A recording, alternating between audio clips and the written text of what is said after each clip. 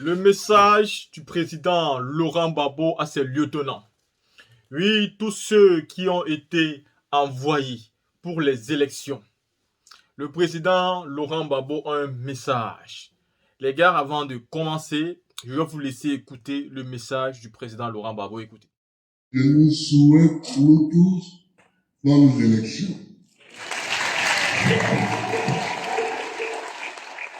J'ai écouté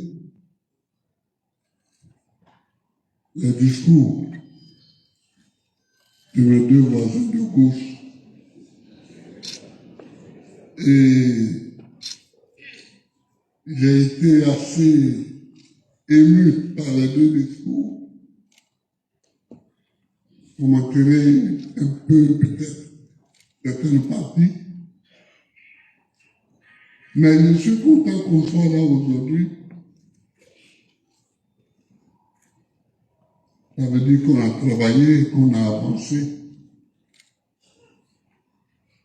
Ce parti a été créé il y a 2 ans à peu près. Et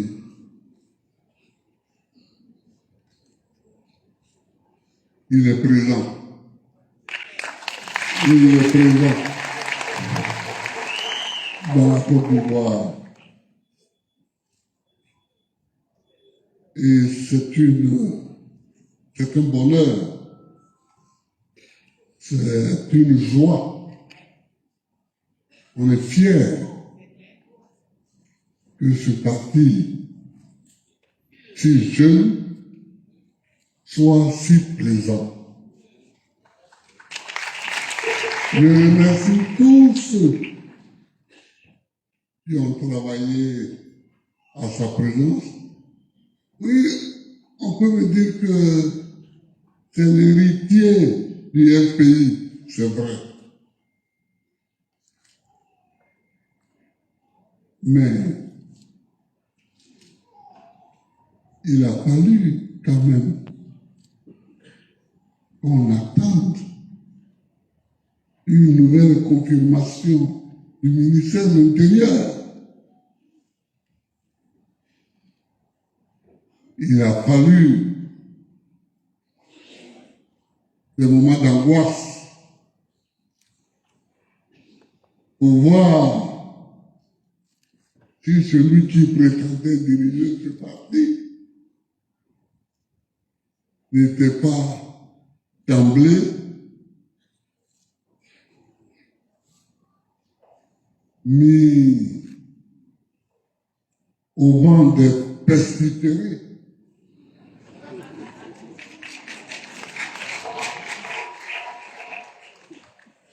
Il a fallu circuler, faire circuler les militants pour que partout le nom PPACI soit synonyme de quelque chose, soit synonyme d'un combat qui ne devait jamais cesser.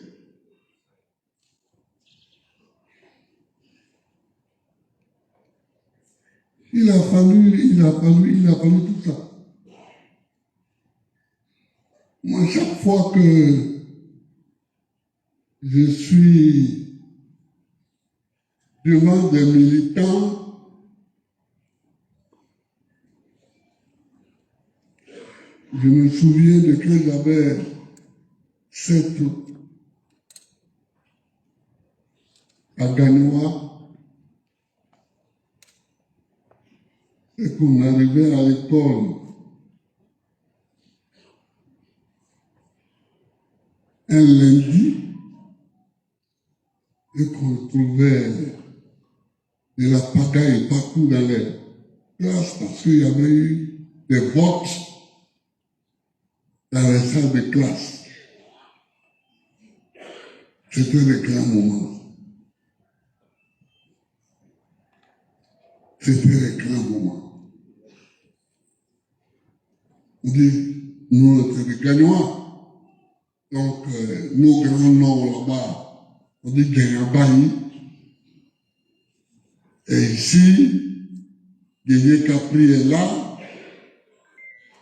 Sopri Marcel est ici.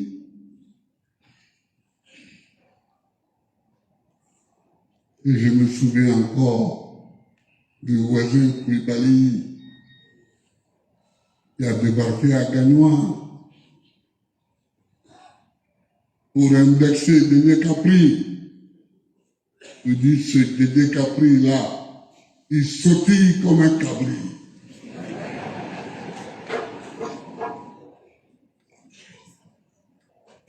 C'est ça que ça me rappelle. Quand je suis devant vous, je pense à ces images-là, à ces paroles-là. C'est un combat qu'il ne faut pas abandonner. Nous ne devons pas abandonner la bataille pour la liberté en Côte d'Ivoire.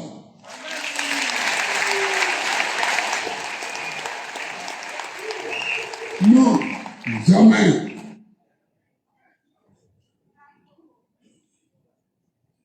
La liberté en Côte d'Ivoire, nous ne devons pas l'abandonner.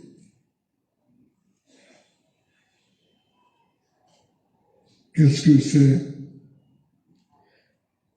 Qu'est-ce que c'est? Qu'est-ce qu'on dit? Mais enfin, quoi? Quoi? Nous voyons Auguste Denis sur le marché d'Amobi venir faire campagne. C'est la première fois que je voyais un meeting. Je passais, traversais le marché pour aller à l'école primaire publique. Je vois un monsieur, c'était Auguste Denis, monter sur des tables, il parle.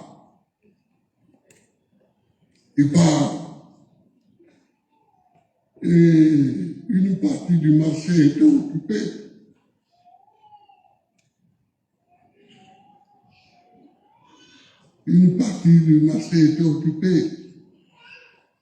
C'était l'administration coloniale. Mais Denis, il pouvait parler parce que lui, il était français. C'est pourquoi les gens l'ont choisi comme premier responsable du PDCI-RPA. Parce qu'il était français. Donc, il ne pouvait pas être arrêté n'importe comment.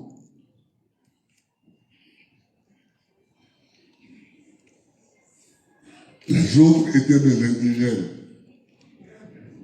Donc, ils étaient dans le bureau de Auguste Denis, mais ce n'était pas eux qui étaient devant. Nous, on a vu ça.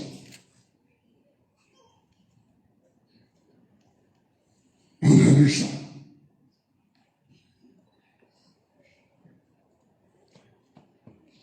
On a vu les voisins Koulibaly marcher après une ville. On a vu ça. On a vu les Sékou Touré et les Modibo suivre Oufoué à Treichville. On a vu ça. Alors, en janvier 1973,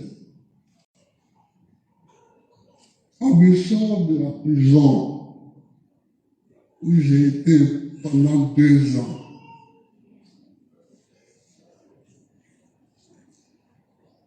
Et que je suis reçu par le même Auguste Denis, parce qu'au fond, il n'était pas là, dans son bureau, où il y a la préfecture d'Abidjan, maintenant. et qui me parle. Nous étions trois. Il y avait Jenny Kobina, notre aîné, il y avait Oma Albert et il y avait moi. Mais il y avait un élève en plus, c'était Ali Keïta, qui avait été maintenu en prison parce qu'on dit qu'il avait reçu une lettre d'un communiste. Comment un communiste écrit et comment quelqu'un d'autre écrit, je ne sais pas. Ils m'ont dit qu'il a reçu une lettre d'un communiste. Bon, alors quand je vois le Denis nous parler, et nous disons les jeunes, ne recommencez pas ça. Nous avons trop souffert pour libérer ce pays. Mais ce n'est pas la pagaille. Je regarde puis je dis,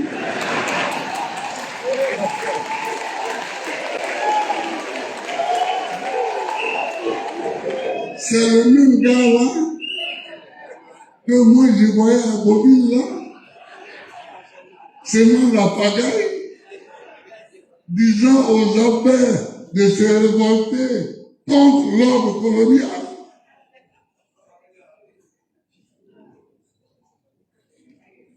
La lutte pour la liberté n'a pas de fin. La démocratie, dans sa conception actuelle, est née au 5e siècle avant Jésus-Christ. Au 5e siècle, à Athènes.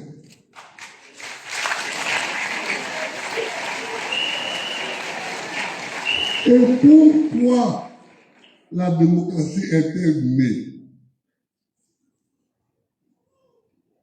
Parce que les Grecs ont compris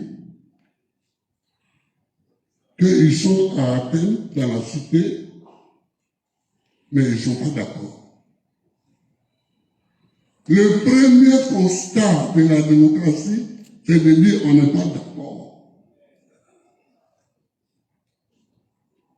Et on ne sera jamais d'accord sur tous les problèmes qui vont se présenter à nous. Alors, on fait quoi? Puisqu'on n'est pas d'accord, on n'a pas la même manière de penser, on n'a pas la même manière de voir, on fait comment? C'est ça. Donc, trouvons un moyen pour vivre en tant que concitoyens avec notre divergence.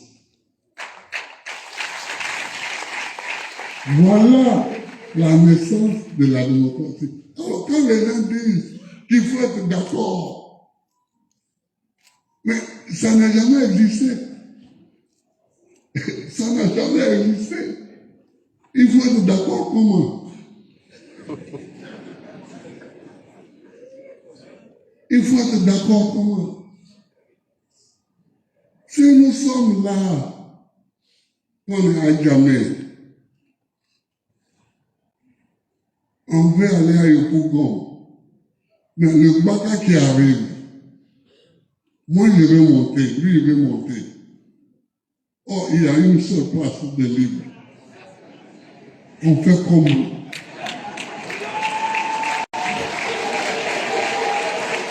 On fait comment? Vous voyez, il ne faut pas aller contre la nature humaine.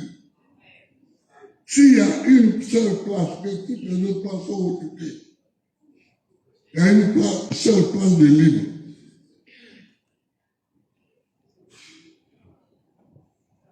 Il faut qu'un seul monte,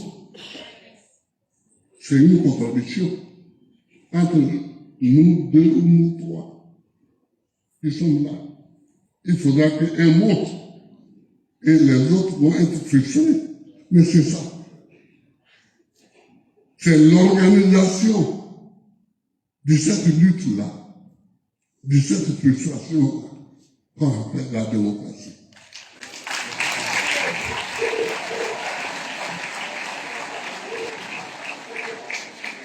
Et une fois qu'on a trouvé celui qui va monter, mais lui, il s'en va.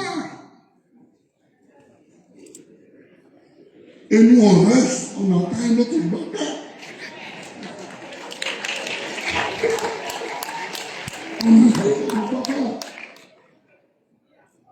Si nous restons deux, nous espérons qu'il y aura plus de 2 places. Sinon, lui, qui est monté, il est parti. C'est fini, ça, l'appel est clos. On ne le connaissait pas avant, donc on ne s'essayera pas à le voir. C'est fini, lui est parti à la maison.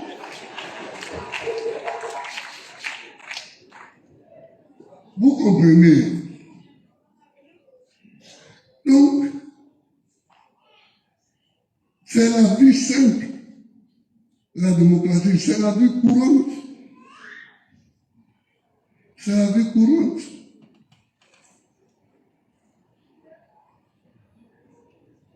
Comme à la CPI, un moment on me disait,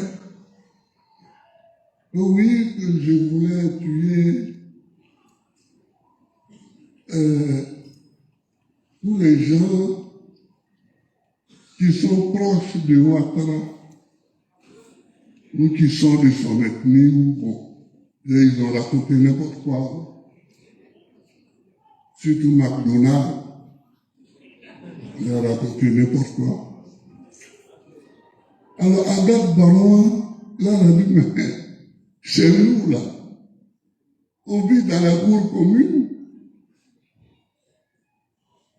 Une cour commune.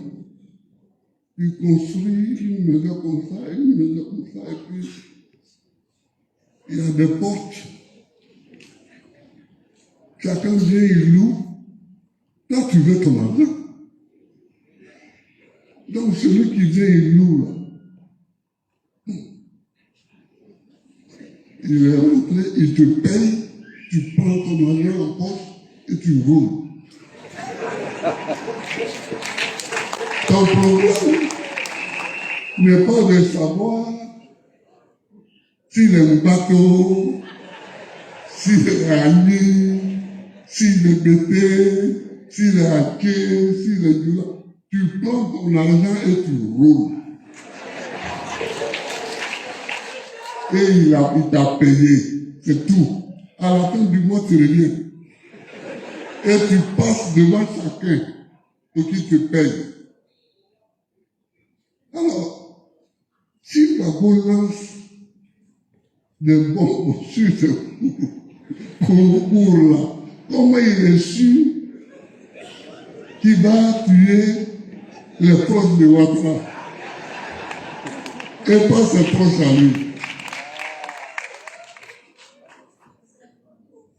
C'était la dernière plaidoirie de Agathe Baron à la CPI. Mais c'est tellement de bon sens que on nous a libérés. Parce que les gens, ils sont dans les cours communes, ils rentrent, à la fin du mois, tu viens, tu touches ton argent, toi, tu roules. Tu lances une bombe. Mais pour faire quoi? Toi, tu veux ton argent. C'est tout. Alors, la démocratie, là, il ne faut pas faire plus compliqué que les choses.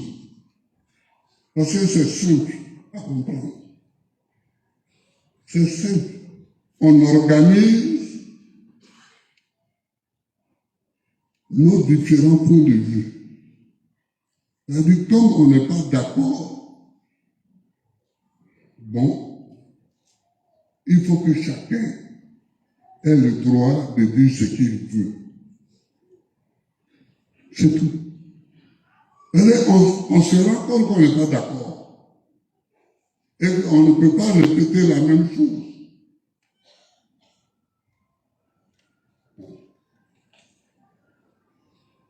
Donc, on affirme que chacun a le droit de dire ce qu'il veut, sauf, et puis on met des ciseaux, c'est sauf, qui devient la loi, sauf si ce qu'il va dire nuit à l'intérêt général, on définit l'intérêt général, etc. Mais nous continuons. Alors, surtout ici, où nous sommes plusieurs ethnies, si nous sommes plusieurs ethnies,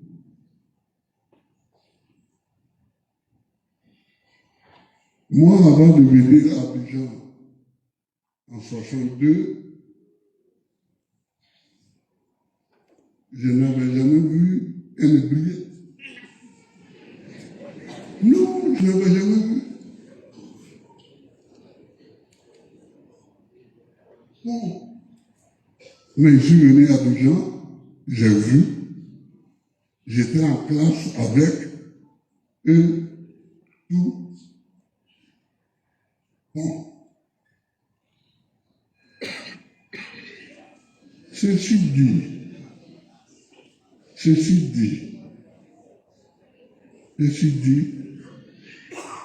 faut que la démocratie tienne. Il faut qu'elle tienne. Parce que si elle ne tient pas, nous sommes fichus.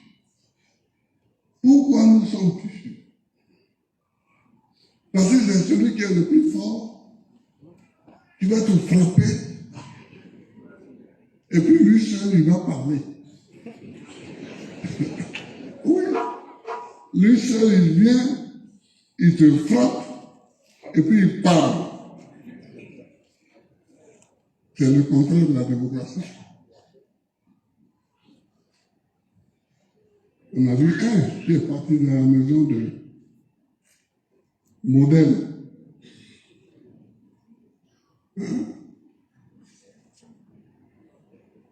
Il s'en va, il rentre dans la maison, puis il dit, chef, Marie-Odette Morillon. Parce qu'elle a insulté son catéchisme.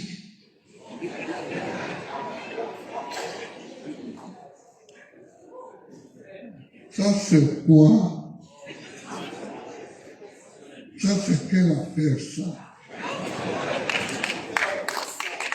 C'est quelle affaire?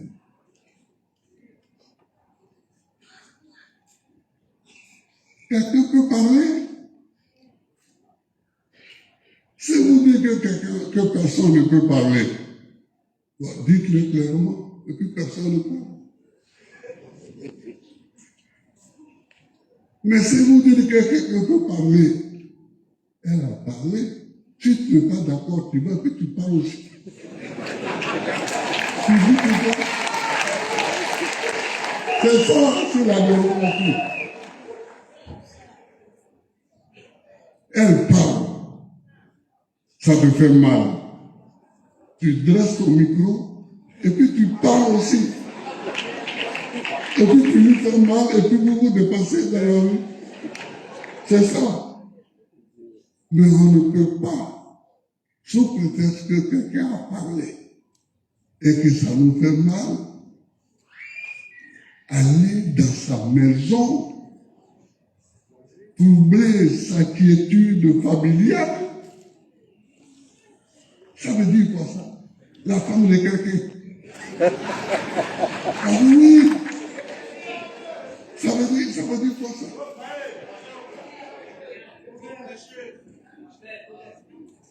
Donc, voilà un peu pour vous définir la démocratie. Maintenant, la démocratie, il y a le pouvoir. Donc, il faut compétir pour le pouvoir. Ici, Nous sommes là parce qu'il s'agit de compétir pour un pouvoir du deuxième degré. Parce qu'il y a le pouvoir du premier degré, l'exécutif et le législatif. Les deux sont liés pour le pouvoir qui concerne tout le pays. Et même les relations du pays avec les autres pays, ça c'est le pouvoir du premier degré. Maintenant, pour le pouvoir du second degré, c'est-à-dire localement, la mairie, j'avais défini, moi, le département, mais ils ont supprimé. Je pense que ce n'est pas bon, que c'est mieux ce que nous l'avions fait, mais ce n'est pas grave.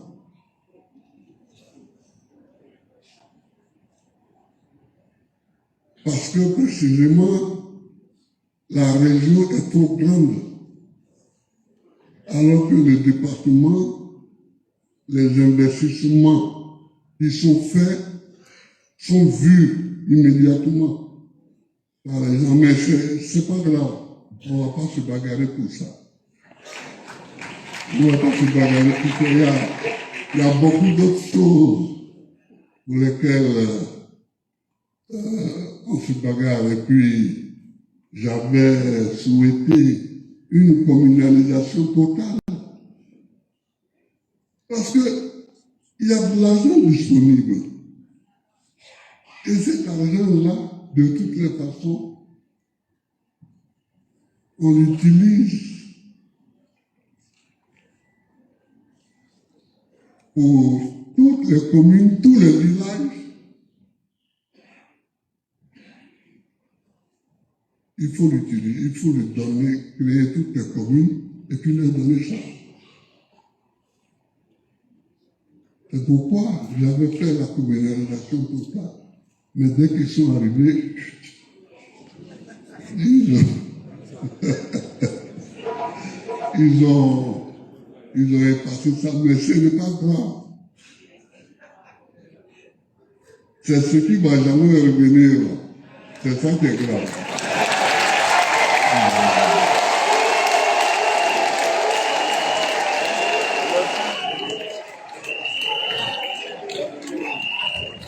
Non, ce qui va revenir, ça c'est pas un problème.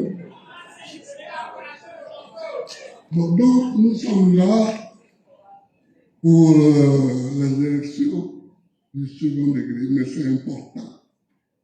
Le second degré parce que c'est ça qui pèse sur les habitants. Sur les habitants. Une femme qui vend son kéké, comment elle va faire pour avoir du manioc? Surtout maintenant dans la région de la Bénin, il n'y a plus la brousse pour faire des plantations de manioc.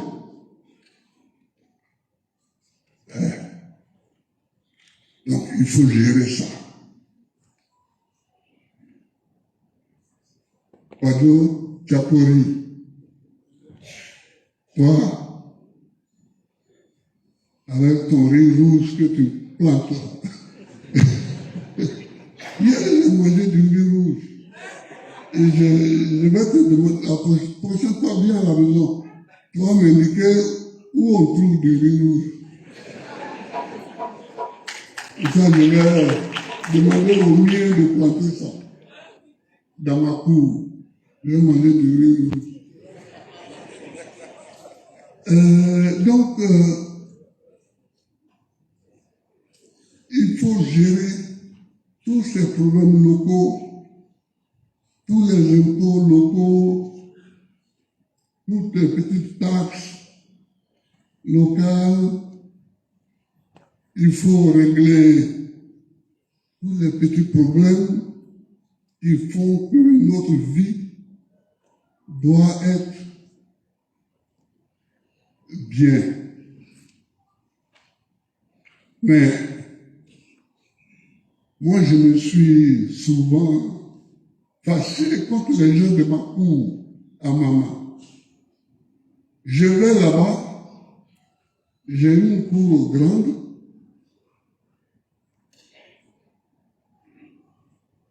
et les étrangers qui travaillent dans ma cour, c'est leurs femmes qui plantent la tomate, qui plantent l'aubergine, qui plantent le gombo, le maïs,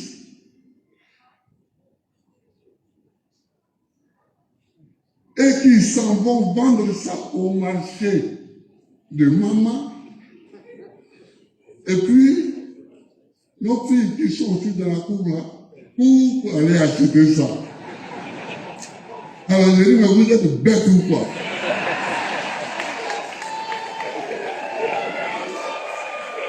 Si vous êtes bêtes ou quoi? Vous ne pouvez pas vous aussi planter la tomate, le gombo, le maïs ici, récolter ça et manger. Oui. Donc, on marche dans la bourse, mais on ne sait pas que la bourse, c'est la mère des richesses. On ne sait pas que c'est la mère des richesses, la bourse. On marche dedans, et puis on passe.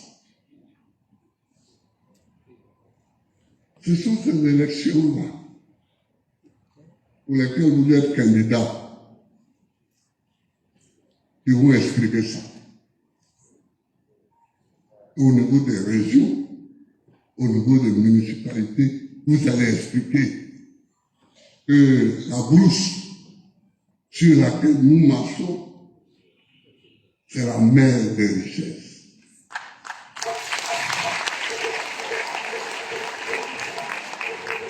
Les piments, les gombos, les aubergines sont là.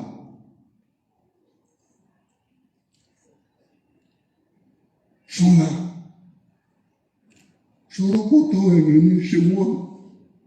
Grâce à lui, d'ici 2 ans, je ne vais plus acheter de coco. Et il a planté du coco chez moi, partout. Vous comprenez? Donc la terre sur laquelle nous marchons, c'est la mère des richesses. Voilà. Il faut expliquer ça.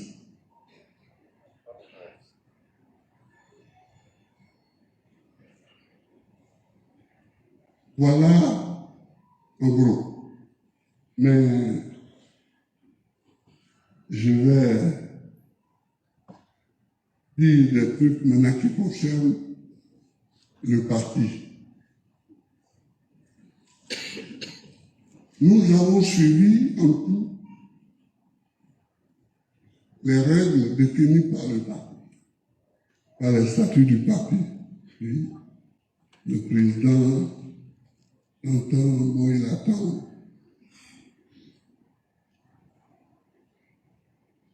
On a désigné des candidats.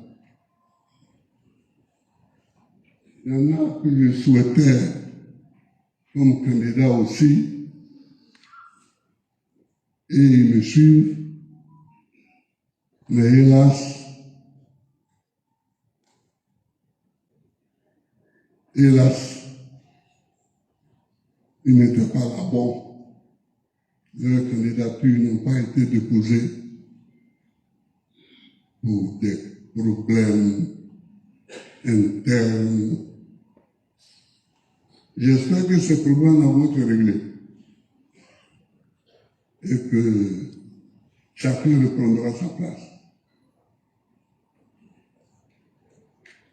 Mais ce que je veux dire, c'est qu'il y a eu trop de bavardage. Il y a eu trop de bavardage. Bon, les bavardages, il y en a beaucoup, hein. Il y en a beaucoup. Mais, et moi, j'échappe à ça parce que je ne regarde pas les réseaux sociaux. Mais pour cette fois-ci, il y a des gens qui m'appelaient. 1, 2, 3. Président, est-ce que tu as vu? Un tel a dit ça. Président, est-ce que tu as vu? Un tel a dit ça. J'ai dit, mais je n'ai pas vu. Et parce que je n'ai pas vu, je suis bien. Donc, laissez-moi être bien. Hein? Vous me fatiguez avec ce que je suis. C'est moi-même qui ne veux pas avoir un téléphone. C'est moi. Je peux acheter un téléphone. Mais je ne veux pas avoir de téléphone. Mais vous êtes tout le temps en train de me poursuivre avec ce qui assure les téléphones des autres. Hein? Vraiment. Alors, il y a eu beaucoup de pagaille.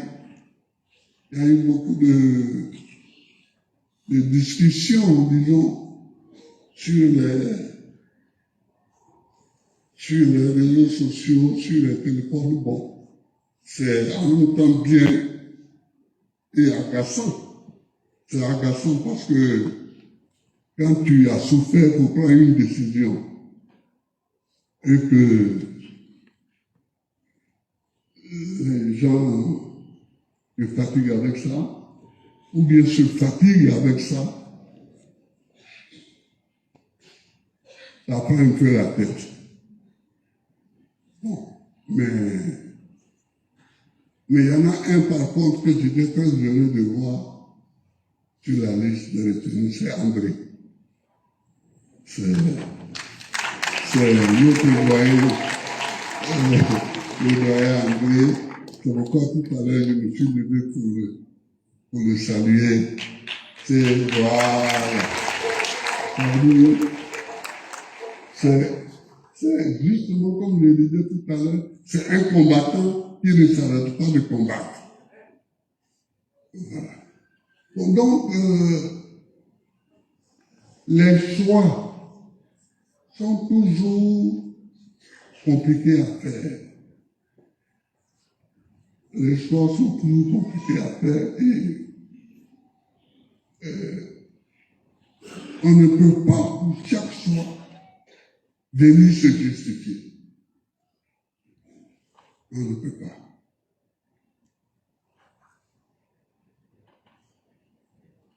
Il y a des endroits où les choses vont de soi. Bon, quand le gars est candidat unique, bon, ça c'est évident que ça va de soi. Mais quand il y a beaucoup de candidats et que chaque candidat se croit investi du pouvoir divin, c'est un peu compliqué. C'est un peu compliqué. Donc, toi qui as la redoutable charge de l'arbitrage, il faut arbitrer avec son cerveau et avec son cœur.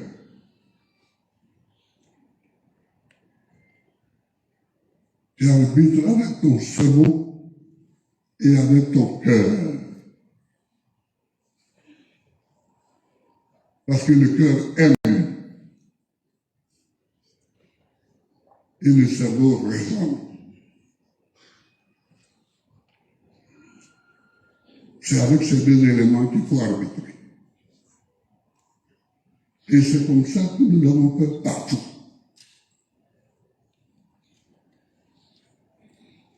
Et nous pensons avoir fait les meilleurs choix que nous pouvions faire au moment où nous les faisions.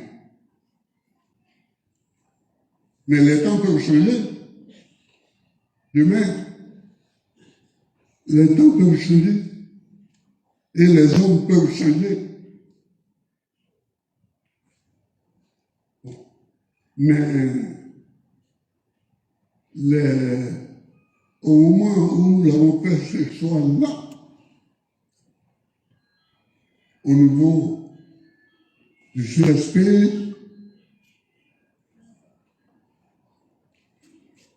on en a parlé 2 fois même. 2 fois. Mais bon, j'ai attendu longtemps avant de rendre les choses publiques. Mais les choix sont faits. Les choix sont faits. Et il nous faut continuer, il nous faut avancer. Il nous faut continuer, il nous faut avancer. Aller au combat et gagner.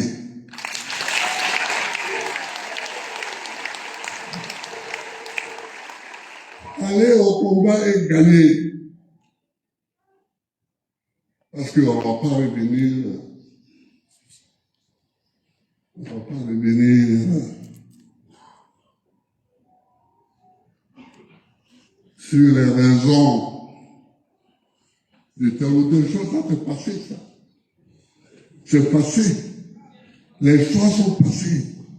Aller et gagner. C'est tout.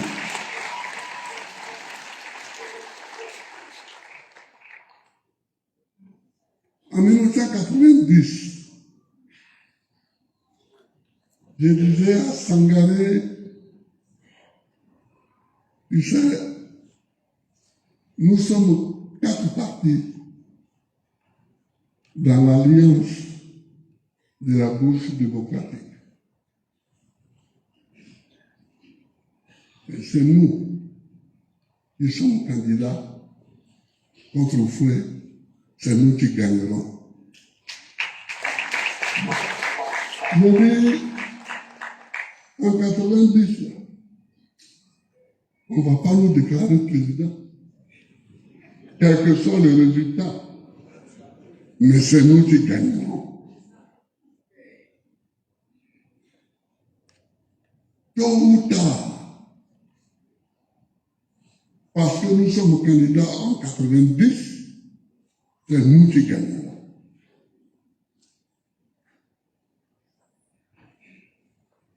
Et quand, en 2000, 10 ans après, nous avons gagné, j'ai dit à Sangaré, tu as vu? Il dit, j'ai vu. Il dit, j'ai vu, mais je croyais aussi que c'est nous qui allions gagner.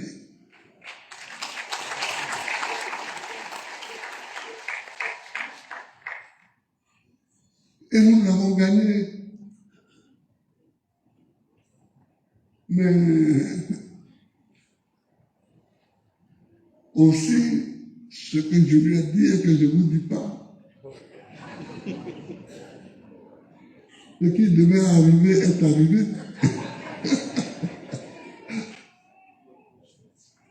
Parce qu'on avait toujours l'œil sur nous.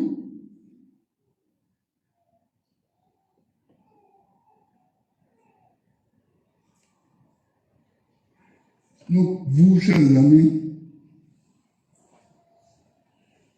allez et gagnez.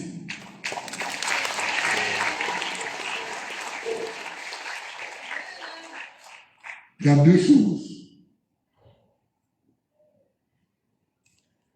Abiba Touré, maître Abiba Touré, a dit tout à l'heure que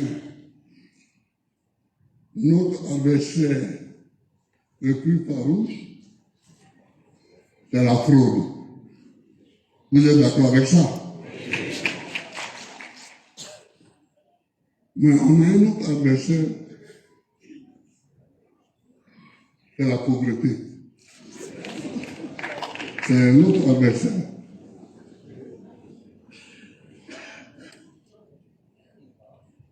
Mais sachez que depuis que nous sommes en politique, la pauvreté a toujours été notre adversaire. Cependant, nous avons gagné beaucoup de batailles. Je me rappelle quand j'allais à Ouagadougou pour l'élection législative, je ne sais pas combien j'avais, mais pour ne pas être tenté de dilapider le peu que j'avais en poche, c'est pour vous montrer si c'est beaucoup. Je l'avais en poche, j'ai donné ça à Kaolo, la femme à l'époque de Sangaré. J'ai dit, Kaolo, garde l'argent là. Comme ça, je ne vais pas dépenser n'importe comment. On est parti et on a gagné. On est parti et on a gagné. C'est-à-dire que ces adversaires-là, la fraude et la pauvreté sont là toujours, mais nous tenons toujours. Mais nous tenons toujours.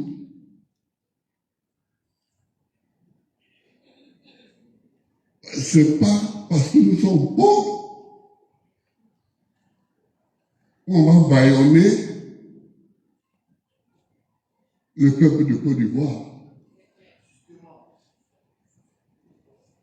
C'est même ceux qui sont pauvres qu'on bâillonne. Et ce sont ceux qui sont pauvres qui doivent lever la tête. Pour nous refusons de nous taire parce que nous sommes pauvres. On refuse. On refuse ça. Donc, battez-vous comme vous pouvez. Battez-vous pour avoir des moyens ici, là. On n'est pas un parti. Il y a une caisse qui dit les candidats passés à la caisse. Celui qui vous dit ça, il ment. Celui qui vous dit ça, il ment. Moi, je dirige ce parti de gauche là depuis 1988. On n'a jamais eu d'argent. Jamais.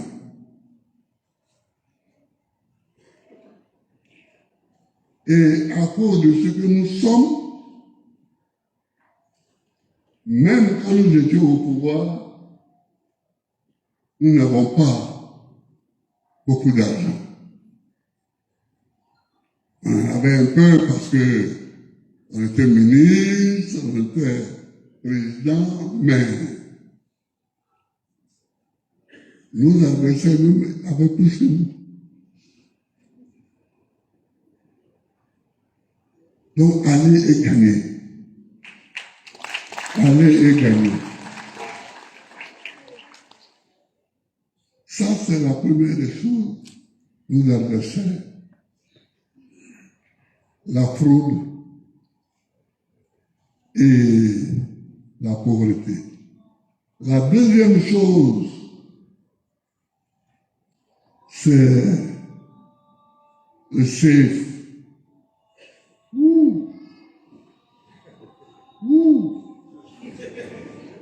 Quand vous dites une chose et que l'adversaire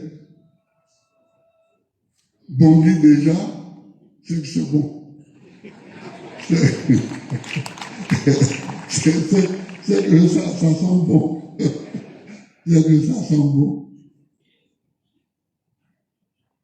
Nous, on est fatigués. On est fatigué de la fraude, on est fatigué. On est fatigué d'être devant des tricheurs. Ça, il faut répéter ça. On est fatigué d'être avec des tricheurs.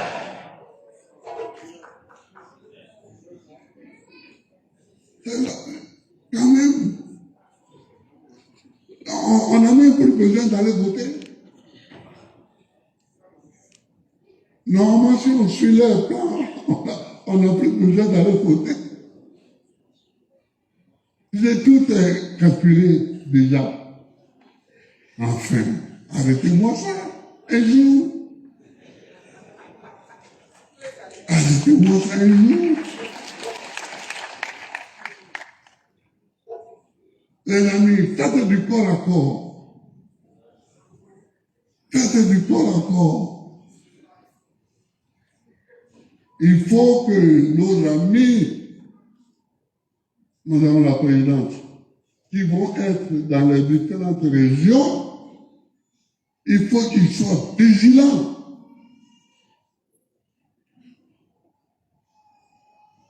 On ne va pas endiguer toute la fraude. Mais si on est capable, on peut faire beaucoup. On peut faire beaucoup. Et pour les points qui sont réputés nous être favorables, je crois que c'est là-bas qu'ils vont même multiplier les fraudes parce qu'eux, ils veulent gagner l'impossible. Voilà, donc, vous savez ce que vous avez à faire. Ils ne vont pas... Oh, c'est vrai qu'en 2010, au nord, ça a été même grossier ce qu'ils ont fait. Poursuivre même des femmes.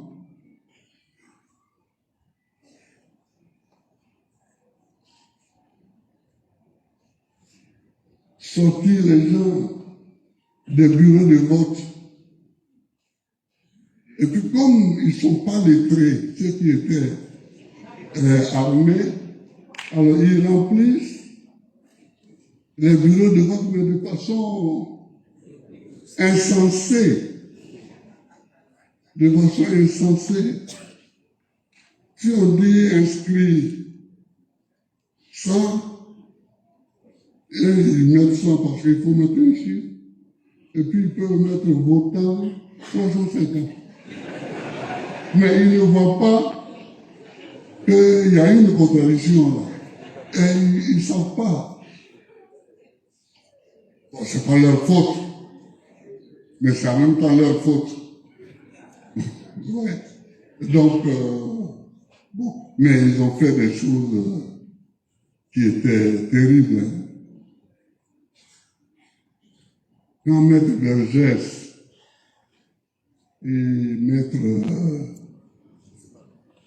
comment il s'appelle, Roland Dumas sont arrivés ici, j'étais à Korogo, et ils avaient vu les documents à Abidjan, avant d'aller me voir, mais ils étaient ahuris. J'ai dit, mais c'est comme ça nous sommes en Afrique. C'est comme ça nous vivons, quoi. C'est notre démocratie, ça. Voilà. Donc, allez et gagnez. Allez et gagnez. Battez-vous. Battez-vous. Et gagnez. Aidez-vous les uns les autres. Et puis les listes. C'est pas parce que tu n'as pas été choisi que tu ne dois pas être dans l'élection. Non, mais je dis ça.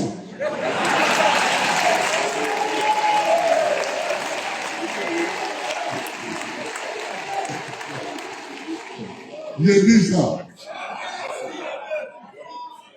Nous avons des camarades. Nous avons des camarades qui sont là. Bon, qui cette fois-ci n'ont pas eu la chance d'être choisis.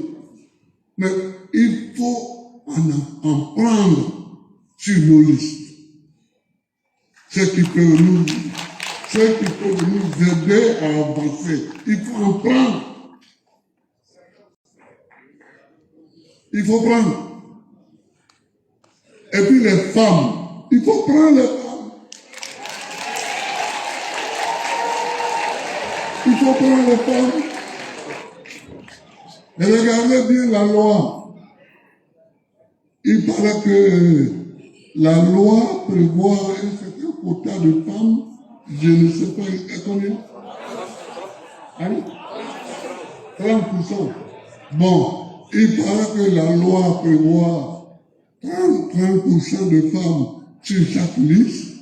Ben, allez-y. Allez-y pour 30%. 30% c'était les statuts du FPI quand j'étais président du FPI.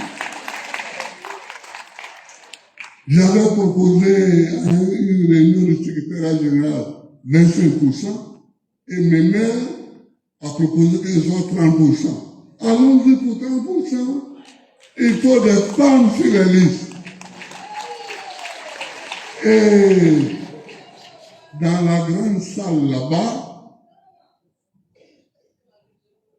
quand nous avons fait la réunion avec les jeunes, nous leur avons promis aussi de les mettre sur les listes.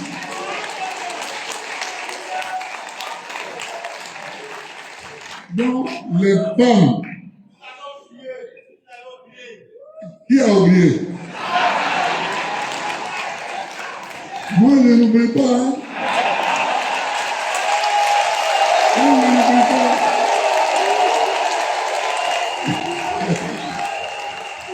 Je n'oublie pas ce que je promets.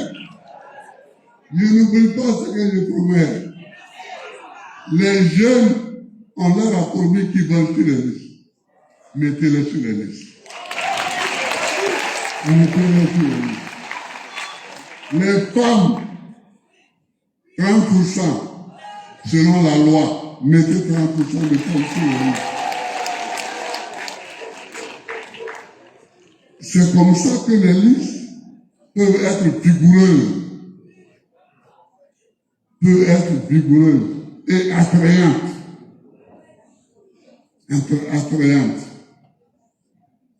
Il y a des femmes qui ont beaucoup d'attrait. Bon, mettez-les sur les listes. Il y a des jeunes qui sont de véritables bombes. Mettez-les sur les listes. Mettez-les sur les listes. Et puis, vos camarades qui n'ont pas été choisis, mettez-les sur les listes. Mettez-les sur les listes.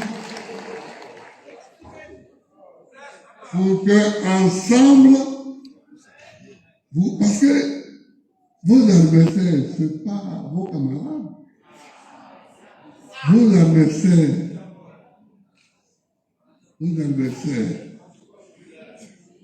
c'est d'autres que vous voyez.